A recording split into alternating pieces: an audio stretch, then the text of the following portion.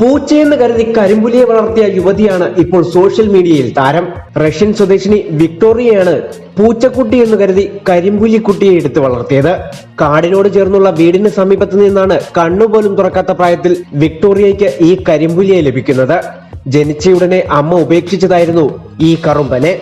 കറുത്ത പൂച്ചക്കുഞ്ഞെന്ന് കരുതി തന്റെ വളർത്തുനായ ബെൽസയ്ക്കൊപ്പം വിക്ടോറിയ കരിമ്പുലിയെ വളർത്തി. കറുമ്പന് ലൂണ എന്ന പേരും നൽകി. അങ്ങനെ തന്റെ വളർത്തുനായയും കരിമ്പുലിയും ഒരു പാത്രത്തിൽ കഴിച്ച് ഒരിടത്തുറങ്ങി വളർന്നു. എന്നാൽ അതുവരെ പൂച്ചക്കുഞ്ഞെന്നു കരുതിയ ലൂണ വളർന്നപ്പോൾ വളർത്തുനായയേക്കാൾ വലുതായി.